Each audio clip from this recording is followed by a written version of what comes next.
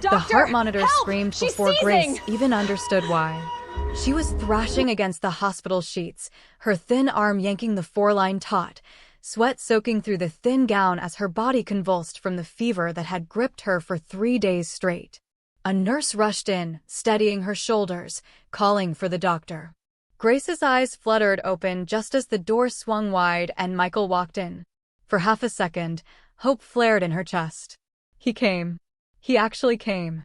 Then she saw the folder in his hand. He wasn't wearing the wrinkled shirt he usually threw on for hospital visits.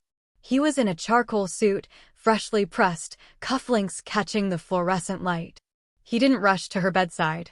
He didn't take her hand. He stood at the foot of the bed like a man delivering a business proposal. "Michael." Grace's voice cracked. "What's going on? Why are you dressed like that?" "We need to talk," he said flatly. The nurse hesitated at the door, glancing between them, before stepping out and pulling it half shut. "Talk about what?" Grace pushed herself up against the pillows, wincing. "I just had a seizure, Michael. The doctor said my kidneys are." "I know what the doctor said." He opened the folder and set it on the tray table beside her untouched food. "I can't do this anymore, Grace." She stared at him, uncomprehending. "Do what?" "This." He gestured at her, at the machines, at the room.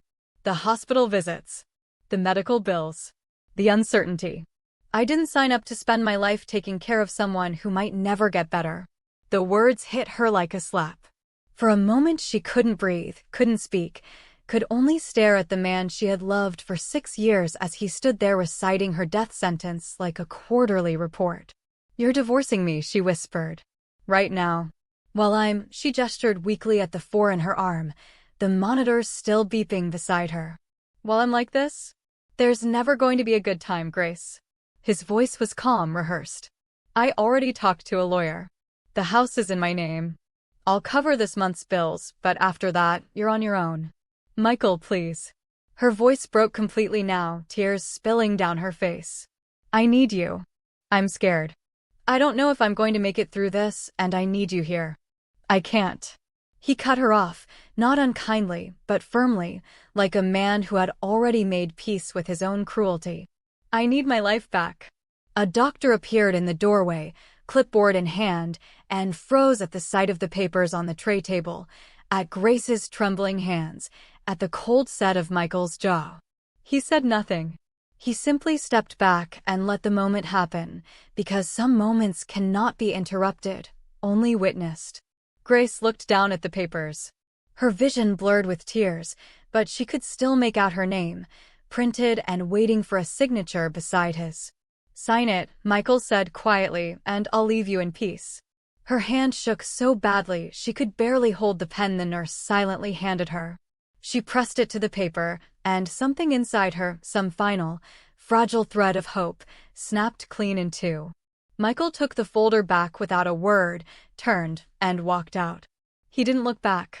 The door clicked shut behind him, and the room fell into a silence so complete that Grace could hear her own heartbeat pounding in her ears. She pressed a trembling hand to her mouth and let the sobs come, quiet at first, then racking her entire body. Through the tears, she whispered to herself, the only thing she had left to hold on to. "If I survive this, I will never let anyone else decide my worth again." 3 weeks later, Grace was discharged with a bag of medication, a stack of bills she couldn't read without her hands shaking, and nowhere to go. Michael had sold the house, legally his. He'd made sure of that years ago, before she'd even left the hospital. Her friends, the ones who used to fill her calendar with lunch dates and birthday parties, stopped answering her calls.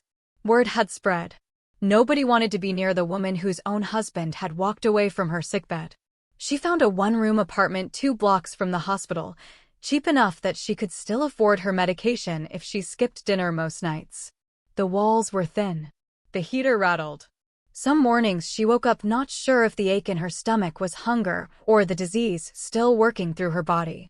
"You look thinner every time I see you," said Evelyn Carter, an elderly volunteer who pushed the coffee cart through the hospital's outpatient wing. She'd noticed Grace sitting alone in the waiting room 3 appointments in a row, always alone, always quiet. "I'm fine," Grace said, the automatic lie slipping out before she could stop it. Evelyn sat down beside her anyway, uninvited, her silver hair pulled into a neat bun. You don't have to perform for me, baby. I've seen enough broken people walk through these halls to recognize one when she's sitting right next to me. Grace's chin trembled. My husband left me while I was in that bed. She gestured vaguely toward the wing behind them. He said I was a burden. And you believed him? I don't know what I believe anymore. Evelyn reached over and took Grace's cold hand in her warm, wrinkled one. Let me tell you something, sweetheart. Sometimes what feels like rejection is simply God making room for something greater. You just can't see the room yet because you're still standing in the wreckage. Grace wanted to laugh or cry or both. I don't have the strength for something greater, Evelyn. I barely have the strength to make it up 2 flights of stairs. Strength isn't something you have, Evelyn said. It's something you find, one morning at a time, whether you feel ready or not. It was during those long hours in waiting rooms, watching nurses scramble between overbooked appointments, watching elderly patients get billed twice for the same procedure, watching a young mother break down in tears because the front desk had lost her son's paperwork for the 3rd time. It was there that something shifted in Grace. She had spent years as an accountant before the illness forced her out of work. She understood systems. She understood inefficiency. And she was watching, day after day, a hospital drowning in both. That night, in her cramped apartment, she pulled out an old notebook and began to sketch.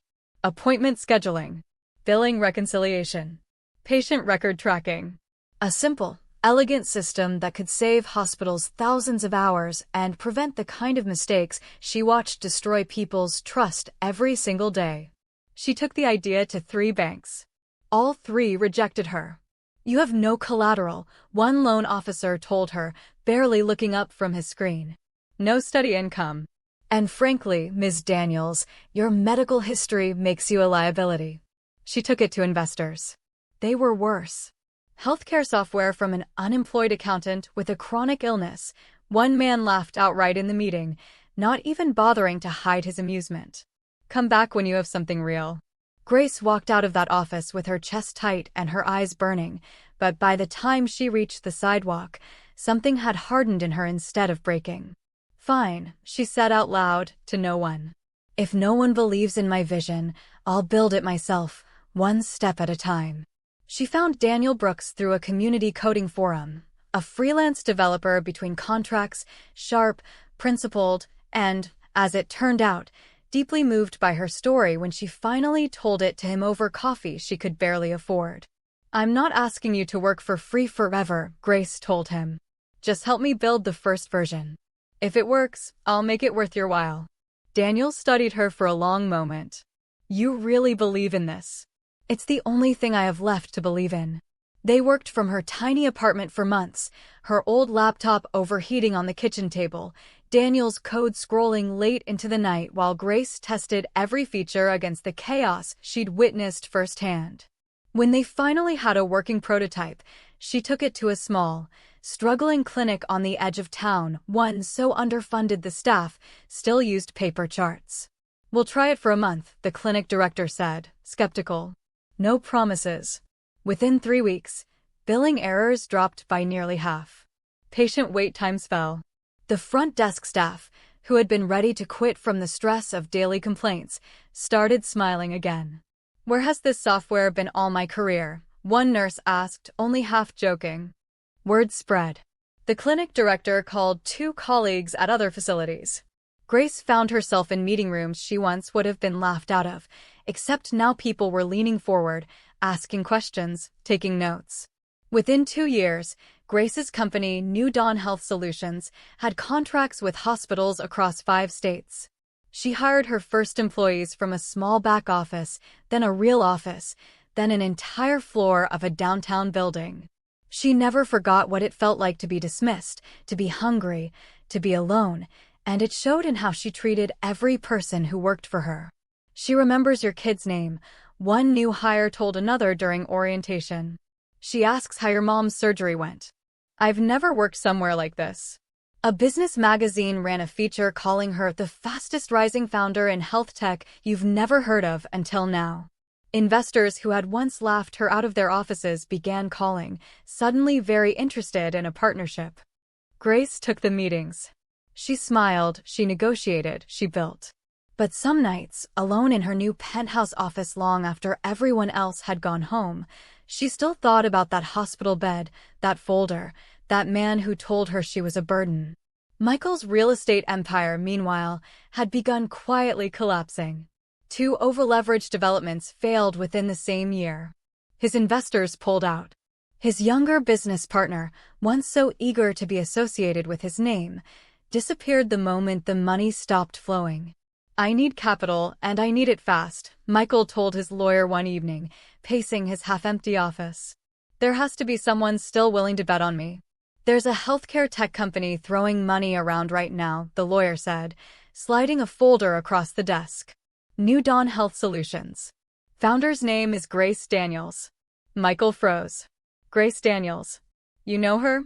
He stared at the name for a long moment, his stomach twisting into a knot he couldn't explain. "I used to." He arrived at the glass headquarters of New Dawn Health Solutions 3 days later, smoothing down his jacket in the elevator mirror, rehearsing what he would say. When he stepped into Grace's office, he almost didn't recognize her, not because she looked different, though she did, healthier, radiant even, but because of the way she carried herself. Steady. Unshaken. Nothing like the woman crying in a hospital bed. "Michael." Grace didn't stand. She simply gestured to the chair across from her desk. "I heard you were looking for me." "Grace, He sat down, then immediately stood back up, too agitated to stay still. "I know I have no right to be here. I know what I did to you was cruel," Grace finished for him. "You can say it. I've had years to make peace with it." "I was scared," he said. "Scared of losing everything, scared of watching you get sicker, scared of a future I couldn't control. I told myself I was protecting myself, but really, I was just running." Grace studied him in silence, unreadable. "I need your help," Michael finally admitted, the words clearly costing him something. "My company is failing. I need an investor, and you're the only person I know who has this kind of capital anymore." There it was. Grace leaned back in her chair, and for a long moment, she said nothing at all. Then, quietly, "I forgave you a long time ago, Michael. I had to, or the anger would have killed me faster than the disease ever could." Relief washed over his face until she kept talking. "But forgiving you doesn't mean rescuing you." She folded her hands on the desk. "I'm not going to invest in your company. I built mine from nothing, with no help from you, while you told me I was a burden on my sickbed. Grace, please, I'll offer you something else," she continued, cutting through his protest. "A position in my charitable foundation. Entry level. Honest work, rebuilding your life the way I had to rebuild mine, one step at a time, with nothing handed to you." Michael's jaw tightened. Pride flickered across his face, old and familiar. "You want me to work under you? After everything I built?" "I want you to have a chance," Grace said gently, "the same chance nobody gave me." He stood there for a long moment, torn between the humility the moment demanded and the pride that had cost him everything already. Finally, he shook his head. "I need to think about it," he muttered, and walked out, the same way he'd walked out of that hospital room years ago, without looking back. Grace didn't chase him. She had learned, the hard way, that some doors close so better ones can open. 6 months later, she stood beneath a ribbon-cutting banner outside a newly built charitable hospital, funded entirely by New Dawn Health Solutions, offering free treatment to hundreds of low-income patients who had nowhere else to turn. Evelyn stood in the front row, tears in her eyes, watching the woman she'd once comforted in a waiting room now handing out care to strangers who reminded her of herself. When it was Grace's turn to speak, she stepped up to the microphone, her voice steady despite the memories flooding through her. "A few years ago, I was told I was too much of a burden to love," she began, and the crowd fell silent. "I signed divorce papers with shaking hands in a hospital bed I wasn't sure I'd leave alive. I thought that moment was the end of my story." She paused, glancing toward Evelyn, who nodded encouragingly.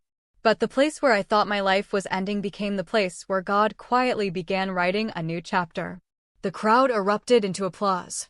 Grace smiled through tears she no longer tried to hide.